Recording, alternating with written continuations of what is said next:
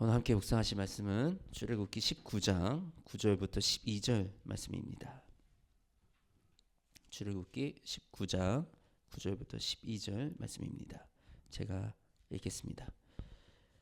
여호와께서 모세에게 이르시되 내가 빽빽한 구름 가운데서 내게 임함은 내가 너와 말하는 것을 백성들이 듣게 하며 또 너를 영영히 믿게 하려 함이니라.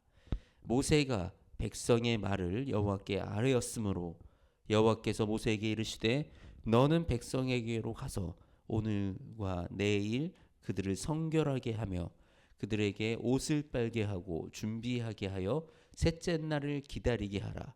이는 셋째 날에 나 여호와가 온 백성의 목전에서 시내산에 강림할 것임이니 너는 백성을 위하여 주 위에 경계를 정하고 이르기를 너희는 삼가 산에 오르거나 그 경계를 침범하지 말지니 산을 침범하는 자는 반드시 죽임을 당할 것이라. 아멘.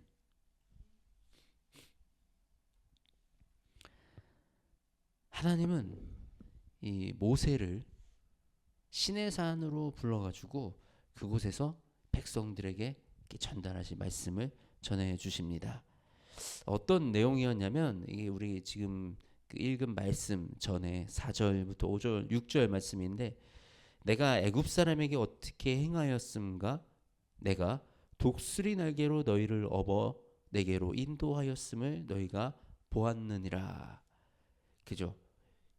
이스라엘 이집트 땅에서 이 어떻게 하나님이 10가지 재앙을 통해서 이스라엘 백성에게 행하셨고 그곳에서 정말 말도 안 되는 상황에서 독수리의 날개로 강한 하나님의 도우심으로 홍해 바다를 가르면서 그 구름과 불기둥을 쫓아서 이스라엘 백성들을 구해내셨습니다. 이것을 모든 이스라엘 백성들이 보았습니다. 그리고 이것이 지금 우리의 믿음 생활 속에서도 이루어지고 있는 현실입니다. 이 우리가 하나님의 하신 일을 보지 못하고는 하나님을 우리가 제대로 믿기가 어렵습니다. 내 입술로 하나님을 믿는다 고백하지만 사실은 우리가 이 하나님을 온전히 믿는 데까지 참 많은 시간이 걸리고 많은 시행착오가 걸리는 거 있는 것 같습니다.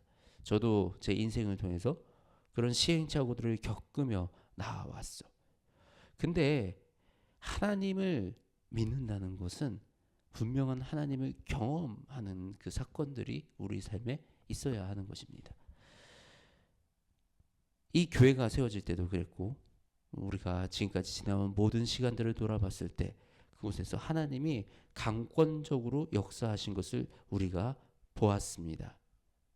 그리고 5절 세계가 다 내게 속하였나니 너희가 내 말을 잘 듣고 언약을 지키면 너희는 모든 민족 중에서 내 소유가 되겠고 너희가 내게 대하여 제사장 나라가 되며 거룩한 백성이 되리라. 세상을 다 소유하신 분이 천하 만물의 주인이신 분이 우리를 백성 삼으시겠다라고 말씀하시는 거예요. 그리고 그 백성이 된다는 의미는 무엇입니까? 모든 것을 가진 우리 대한민국이 왜 선진국이 되고 왜 강국이 된 것을 우리가 뿌듯해하고 우리가 자랑스러워합니까? 우리가 그만큼 국력이 올라가면 우리가 받는 대우도 달라지고 우리가 누릴 수 있는 것도 달라집니다. 나라가 가난하면 많이 누릴 수가 없어요. 근데 나라가 부국이 되면 우리나라 복지, 사실 우리나라가 우리 안에 이 대한민국 안에 살면서 불만을 하지만 전 세계 어디 나가봐도 우리나라처럼 살기 좋은 나라가 없습니다. 너무나도 시설도 잘 돼 있고 깨끗하고 복지 잘 돼 있고 의료 참 이 지원 잘 되고 이런 나라가 없어요.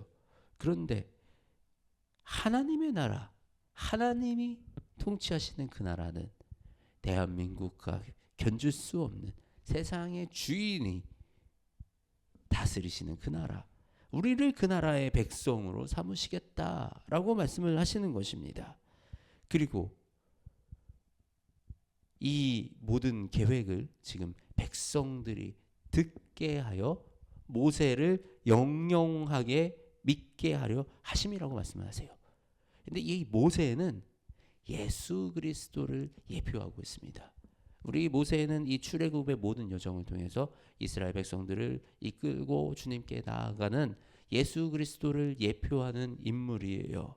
이것은 결국 우리 예수 그리스도를 통하여 우리가 구원받는 이 역사를 이루시는 하나님의 계획을 너희가 알며 그것을 영원토록 예수님을 영원토록 믿도록 만들겠다라는 하나님의 의지이자 하나님의 약속이신 것입니다.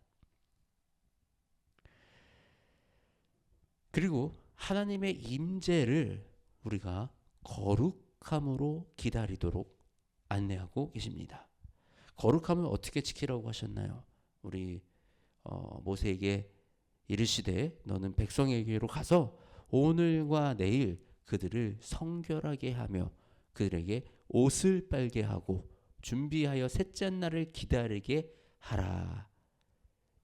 거룩함의 시작은 나를 돌아보는 것부터 시작이 됩니다. 씻는 일, 빨래하는 일. 우리 그 성막 교회 지성소에 들어가는 그 성전에 들어갈 때 그 앞에 물구덩이 있습니다. 물구덩이에서 먼저 손을 씻어요. 물에 손을 씻으면서 우리는 손만 씻는 것이 아니라 그 물이 뭡니까? 결국은 이제 그 당시에 거울과 같은 역할을 했죠.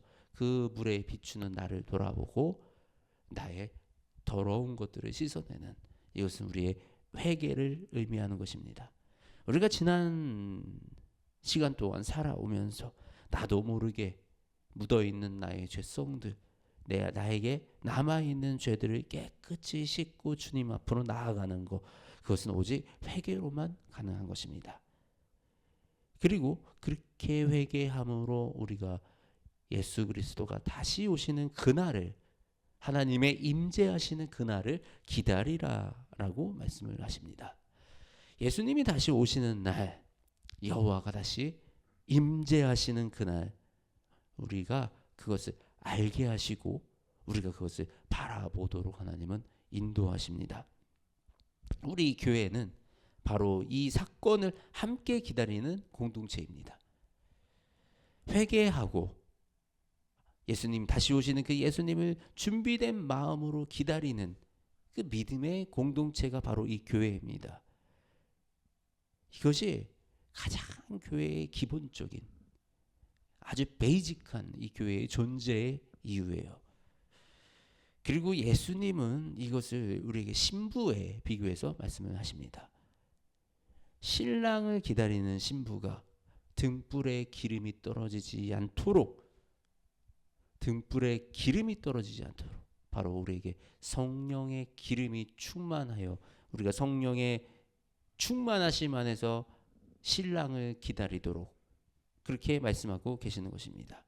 우리 교회가 이 가장 중요한 이 본질을 지켜나가는 이 교회가 되기 원합니다. 가장 먼저 우리 회개하고 우리의 죄를 주님 앞에 고하고 내 자신을 돌아보고 나의 삶을 돌아보고 내 마음을 돌아보고 내 생각을 돌아보고 그리고 성령님의 충만하심의 은혜를 간구하여 우리가 성령의 기름이 떨어지지 않는 성령으로 날마다 충만한 그 삶을 살아가시기를 주님의 이름으로 축복합니다. 하나님 감사합니다. 이 부족한 우리를 하나님의 백성 삼아 주시고 자녀 삼아 주시어서 우리를 하나님의 자녀로 세우시고 자녀로 불러주시며 우리를 놀라운 하나님의 구원의 계획 속에 동참하게 하여 주심에 감사합니다. 우리가 우리 자신을 돌아보며 내 안에 있는 아직 남아있는 악한 것들, 쓴 것들, 쓴뿌리들 모두 마주보기 원합니다. 주님, 우리가 알지 못하는 우리에게 죄가 있다면 드러나게 하시고 알게 하여 주시어서 아버지 우리가 온전히 깨끗하게 거룩하게 세워질 수 있도록 인도하여 주시옵소서. 그리하여 우리가 날마다 주님과 동행하며 날마다 주님을 의지하여 나아가는 주의 백성들, 거룩한 주의 백성들 될 수 있도록 주님 우리를 사용하여 주시옵소서. 성령님 우리와 함께하여 주시옵소서. 성령님 우리에게 충만하게 역사하여 주시옵소서. 그리하여 다시 오시는 예수님을 우리가 기다리며 하나님의 임재가 이 땅에 이루어질 때 준비되어 있는 한 명의 예배자로 세워져 있도록 인도하여 주시옵소서. 사랑이 많으신 우리 주 예수 그리스도의 이름으로 기도드립니다. 아멘.